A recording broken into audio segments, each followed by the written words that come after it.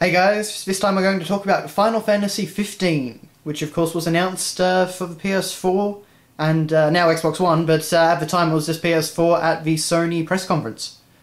So this was a pretty big announcement because Versus XIII, which we've been waiting for since 2006, I believe, that was kind of a theme at Square Enix's showing, but you know, they showed it off as newly minted Final Fantasy XV, and I definitely think that was the best way to go with it.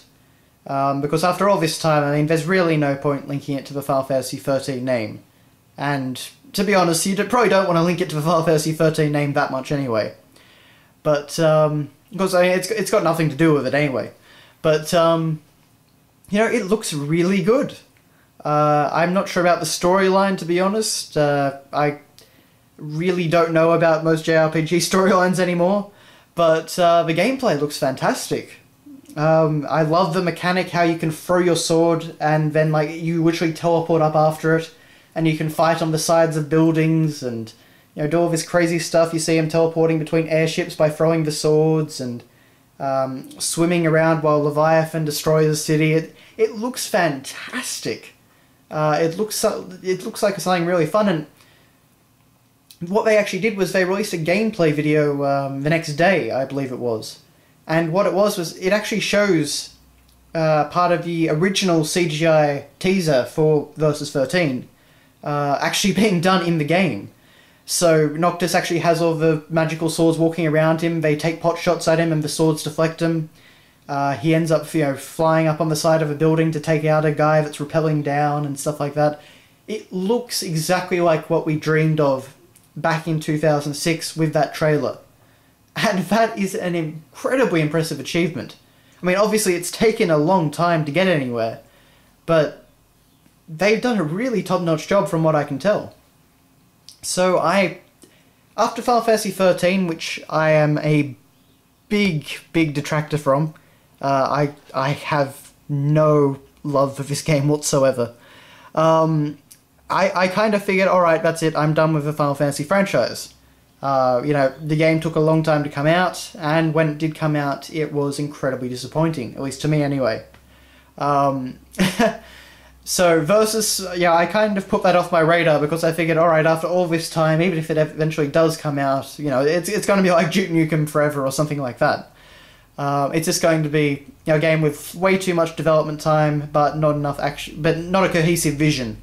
So it was just going to kind of not be a great game, but yeah, okay, I've got to say, you've got me in, Square. You've really got me in with this one. I'd say that I'll probably end up buying a PS4 just, you know, for this and Kingdom Hearts 3. Obviously, they're on Xbox One as well, but I'm more of a Sony guy than Microsoft, so yeah. But anyway, so I'm really pumped to see more of the game. And that was a big thing that I actually loved about Square Enix's presentation with Final Fantasy XV, is that they showed a lot of story, but they also showed a whole lot of gameplay. And it's always a good sign when developers do that, because you know that they're not trying to hide things. They're just kind of showing you the game as it is. So that's always good.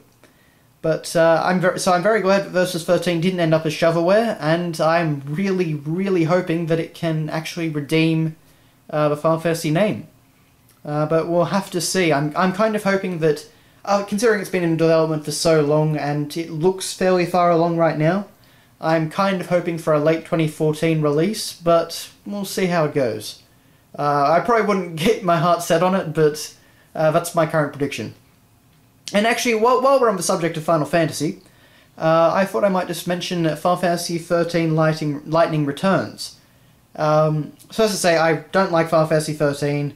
I didn't like Final Fantasy XIII 2. It was an improvement in some areas, but yeah, I still wasn't a big fan. Well, Lightning Returns, I'm still not a big fan of the characters or the aesthetic or the story or anything like that, but I've got to say, the battle system looks rather fun. It looks like they've taken the basic idea from this right here and kind of made it into a more action-oriented system, and it seems to work a bit better in that particular genre, I guess you'd say. So I'm actually kind of looking forward to that, and if the game is good and the story doesn't drive me insane, I might actually end up picking that one up. So, honestly, Square Enix is doing quite well right now. I've gone from really disliking them over the past generation to actually being a pretty big fan right now. So this E3 has been very good for them. But at least in my books anyway. So yeah, I'm actually looking forward to a whole lot of new Final Fantasy and Kingdom Hearts stuff. So, yay! But anyway, thanks for watching guys, and I will see you later.